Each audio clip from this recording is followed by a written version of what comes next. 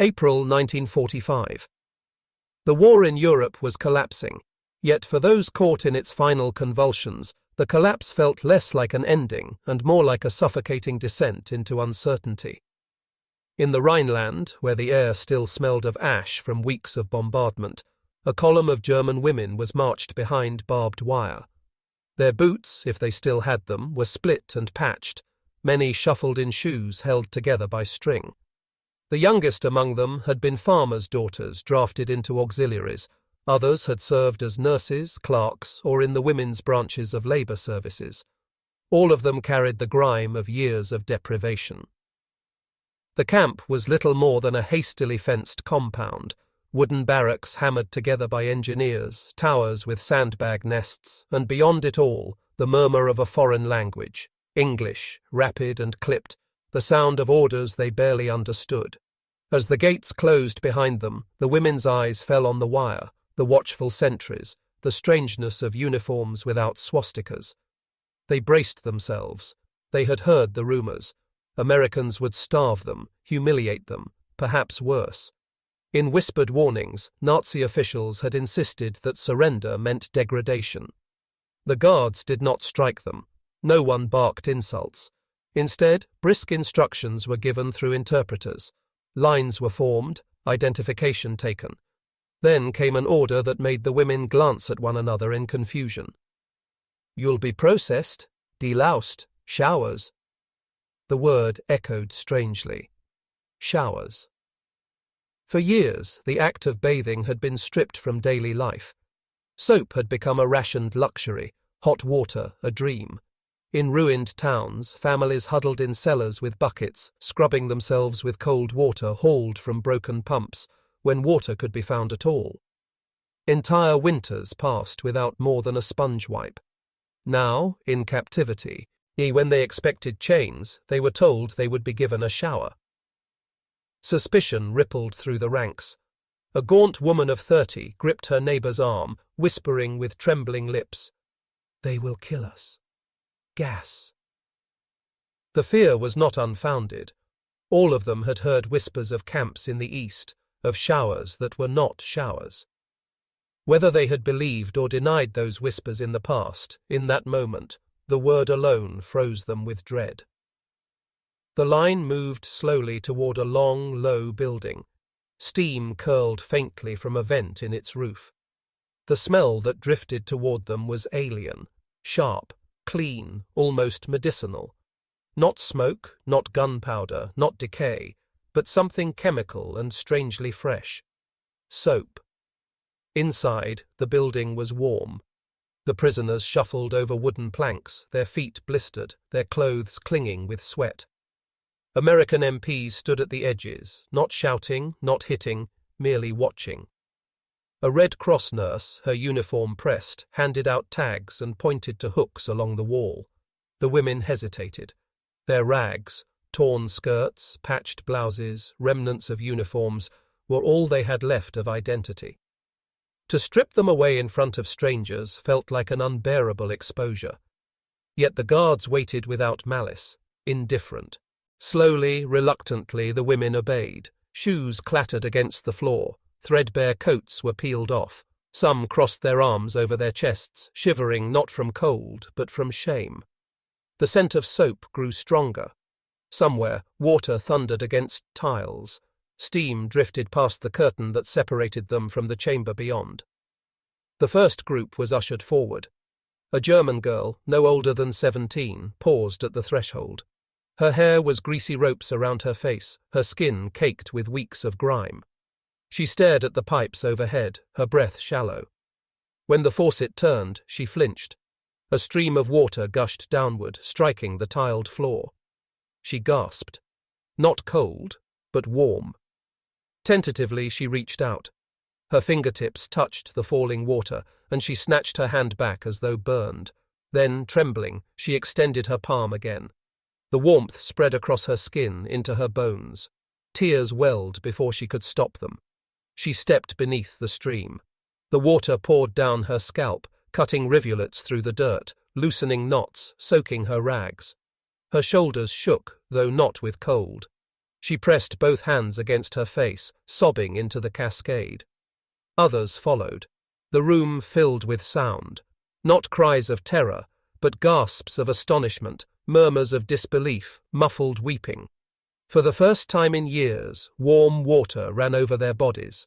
Dirt streaked the floor, swirling into the drains. Scars, bruises, and sores emerged from beneath the grime. The women rubbed their arms, their faces, their hair, as if rediscovering skin they had forgotten belonged to them. An American medic appeared, handing out small blocks of soap. Ivory soap, stamped, pale, slippery with lather. The prisoners turned the bars in their hands like relics. One raised it to her nose, inhaling the clean, fatty scent, closing her eyes. She whispered some thing in German that translated roughly to, "It smells like heaven." Another woman, older, cracked the bar into two, clutching half in her palm as though she might hide it away, afraid it would be taken back. When the water finally ceased, they were guided to another room. Towels, real towels, thick and soft, waited in folded stacks. Each woman took one. The sensation was shocking. Against skin rubbed raw by coarse rags, the towels felt impossibly gentle, almost decadent. Some pressed the fabric to their faces and wept again. Others laughed shakily, the sound strange in their own throats. It was not a feast. It was not freedom. But in that moment, the prisoners understood that captivity might not mean the cruelty they had feared. The warm shower, the scent of soap, the touch of fluffy towels, these ordinary things struck harder than any speech. They were small mercies, but mercies nonetheless. That night, lying on straw mattresses, the women whispered about what had happened. Some still doubted. "It is a trick," one muttered. "Tomorrow will be different." Others clung to the memory, repeating the details. The way the steam curled, the way the towel felt like clouds, the way dirt had run from their bodies until they could see the pale skin beneath. For women who had braced for humiliation, the shock of being treated like human beings was almost unbearable. One girl murmured, "I thought I was going to die when they said showers." She paused, clutching the bar of soap she had hidden in her blanket. "Instead, I thought I was being born again." The camp settled into silence. Outside, the guards smoked cigarettes, their silhouettes dark against the searchlights. Inside, behind the barbed wire, the women lay awake, their skin tingling from warmth, their hair soft against their cheeks, their hearts uncertain. Tomorrow, perhaps, cruelty would come. But for tonight, they carried the memory of hot water and soft towels. A memory so simple and yet so profound, it felt like defiance itself. Morning in the camp began with the clang of metal on metal, the rattle of buckets, the bark of orders in English, the scrape of boots on gravel. For the German women behind the barbed wire, those sounds marked the rhythm of captivity.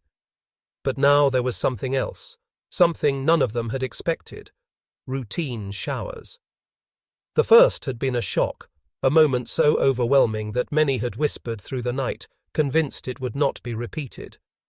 They had told themselves it was a trick, a brief mercy before punishment returned. But when the sun rose over the barracks, when the cold air carried again that faint, clean scent of soap, they realized it was no dream. Groups were called forward. The women formed hesitant lines, their hair still damp from the day before. Once more they stripped, shivering in the cool air, and once more steam enveloped them. The water gushed hot from the pipes, filling the tiled room with echoes. Their bodies, still stiff from years of dirt and cold, responded almost greedily. Fingers that had curled against frost uncurled beneath the warmth. Backs bent from labor straightened as muscles relaxed under the flow. The soap lathered quickly, thick and slippery, a luxury that in their former lives had been taken for granted, ranted but had vanished under rationing. Some scrubbed themselves furiously, as though trying to erase years of hardship in a single session. Others moved slowly, almost reverently, tracing the soap along their arms, inhaling its scent, savoring each bubble as though it were proof that they still existed. And then the towels, fluffy, thick, pale as cream. The first day, many had hesitated to use them fully, as if afraid that such softness could not be meant for them. But by the second, hands clutched the towels tightly, pressing them into skin, hair, faces, necks. Laughter broke out, soft at first, then louder, rolling across the shower room as women wrapped themselves in warmth. For the first time in months, their bodies felt not only clean, but dignified. One woman, Anna, who had been a typist before the war, told the others afterward, "I felt like I had put on another skin, as though I am not the same person who walked in." She clutched her towel to her chest, unwilling to give it back until the guards insisted. The irony was not lost on them. Here, in the heart of captivity, they were being treated with a care that many had not known even in their own homes during the lean years of war. Soap had been cut from rations in Germany, replaced by grey substitutes that dissolved into greasy scum. Towels, when they existed, were coarse rags, rough against the skin. Hot water had been reserved for hospitals, and even then in dwindling supply. To be offered these things now by the enemy felt like stepping into another world. Not everyone accepted it easily. Some resisted, muttering that it was propaganda in physical form. An attempt to trick them into gratitude, to make them forget they were prisoners. "Do not let it weaken you," one older woman warned, her voice sharp with pride. Yet even she lingered under the water longer than the guards allowed, her eyes closed as the warmth loosened the knots in her shoulders. Outside the shower block, the Americans watched with a mixture of amusement and indifference. To them, hot water and towels were routine, unremarkable. Soldiers complained when the water ran lukewarm. They cursed when towels were scratchy. They joked about camp comforts in letters home. What the prisoners treated as miracles, the guards barely noticed. One GI wrote in his diary, "The German women cry after showers. They clutch the towels like we've given them gold. All we gave was soap and hot water. I don't know what to make of it." His words revealed the gulf of experience. What was ordinary for him was salvation for them. Health improved quickly. Within days, lice infestations diminished, skin rashes faded, and infections that had spread in filth began to heal. Women who had hidden beneath layers of dirt now revealed pale skin flushed pink by heat. They touched their hair in disbelief, marveling at its softness. One girl wept when she combed out tangles, whispering that it reminded her of her childhood before the war, when her mother had braided her hair by a warm stove. The showers became more than hygiene, they became ritual. Women lined up eagerly, whispering, laughing, sometimes crying. The guards noticed the change. Spirits lifted, quarrels lessened, even defiance softened. It was as though the simple act of being clean had reminded the prisoners that they were human beings, not merely captives. And yet shame hovered in the air. Between the laughter there was always silence heavy with unspoken questions. Why were they being treated with kindness by those they had been told were monsters? Why had their own leaders left them filthy, starved, abandoned? Each towel, each drop of warm water was a quiet rebuke to the propaganda they had once believed. At night, women whispered in the barracks. Some admitted they could no longer picture Americans as the demons painted in posters. Others insisted it was all temporary, that cruelty would come later. But all of them clutched the memory of warmth against the cold of doubt. There were moments of awkward comedy. One soldier had tossed a towel at a prisoner without looking, and she caught it, hugging it to her chest as though it were treasure. He laughed, muttering, "It's just a towel," shaking his head at her gratitude. She said nothing, but later told her companions that she would remember that towel longer than she would remember the war itself. Historians would later write about the Geneva Convention, about standards of treatment, about Red Cross shipments of soap and supplies. But in the camp itself, none of that mattered. What mattered was the sensation of steam on chilled skin, of soap sliding across arms, of towels pressing into damp hair. These were not abstractions, They were lived revelations. One evening, an older prisoner, Elise, who had once worked in a textile mill, said softly, "I do not know if I can survive what comes after this. To be given mercy by the enemy is heavier than cruelty." The others nodded, silent.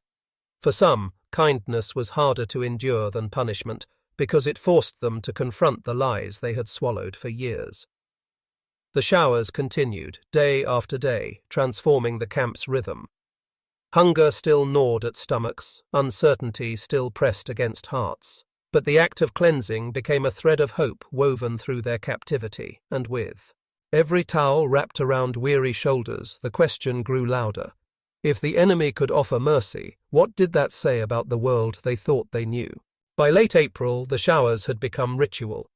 Not every day, not always on time, but regular enough that the women counted their weeks by the rhythm of steam and soap. In the barracks, they whispered of it as though it were a sacrament. "Tomorrow, perhaps showers," someone would murmur, and a ripple of hope would pass through the straw mattresses like wind through grass. Their bodies bore the proof. Cheeks once hollow began to soften. Scalps once crawling with lice turned smooth, hair glossy with health. Infections receded, even posture shifted, shoulders hunched with shame straightened, legs moved with more surety. The transformation was not just physical. Laughter returned, awkward at first, then freer, ringing against the wooden walls of the compound. The Americans noticed. To them, the improvement was practical. Clean prisoners were easier to manage, less likely to spread disease. But they could not ignore the emotional charge. One GI wrote home, "They cry after showers like we've given them their lives back. We hand out towels, and they press their faces into them like children with Christmas gifts. It's just water, soap, cloth, but to them it's a miracle." Miracle. That word slipped between both sides, though unspoken aloud. The women clutched the towels with reverence. Many tried to keep scraps of soap, hiding them under pallets, holding them in fists while they slept. Guards often caught them, shaking heads in amusement, confiscating the bars only to hand them out again the next day. But beneath the relief, shame stirred. To be treated with such care by the enemy cut deeper than cruelty. They had been told Americans would degrade them, strip them of dignity, treat them like animals. Instead, it was their enemies who returned to them the simple gift of feeling clean, of feeling human. One woman confessed in whispers, "It hurts more than if they had beaten me, because it proves we were lied to." The showers became a mirror reflecting uncomfortable truths. Each drop of hot water seemed to wash away not just dirt, but propaganda. The Americans, so often painted as barbarians in speeches, appeared instead as weary young men with awkward smiles, handing out towels. The contradiction gnawed at the prisoners' pride. Outside the wire, Germany was unraveling. Civilians scavenged weeds for soup. Children gnawed on scraps of bark to still their stomachs. Water pumps lay broken. Soap was a memory, and entire neighborhoods bathed in rivers choked with debris. News of such suffering trickled into the camp through whispered rumors, through new arrivals. Inside, the women bathed in steam, dried themselves with fluffy towels, and lay awake wrestling with guilt. To be cleaner, healthier, more nourished in captivity than their families in freedom felt like betrayal. One evening, an older prisoner, Elise, who had been skeptical from the first, confessed that she could no longer bear the softness of the towels. "It makes me think of my mother's hands," she said, "and I do not deserve that comfort from them." Tears stained her cheeks. Others tried to comfort her, but many shared the same unspoken wound. The Americans, for their part, wrestled with their own irony. Soldiers cursed when showers ran cold, rolled eyes when towels were thin. Spam remained the butt of jokes in mess tents. Yet every time they distributed soap or watched women emerge from steam with shining hair, they were reminded of the gulf between their expectations and reality. The enemy, reduced to trembling gratitude over a bar of soap, was no longer faceless. One private scribbled in his diary, "They don't look like enemies when they're laughing with their hair damp. They look like sisters, cousins, neighbors. I never thought I'd see that." His words revealed the deeper transformation, not just of the prisoners, but of the men who guarded them. By May, as rumors of surrender whispered through the camp, the showers took on symbolic weight. Every towel, every drop of warm water became proof that the war's end might hold something other than vengeance. The women wondered, if mercy could be offered here, in captivity, what else might be possible when the guns fell silent? The day Germany surrendered, May 8th, arrived not with fireworks, but with a strange quiet. The guards' posture shifted, radios hummed with foreign announcements, and interpreters muttered the news in clipped German. For hours the women sat in stunned silence, clutching at one another. Their world had collapsed. Everything they had been told to serve, to believe, to endure for, gone.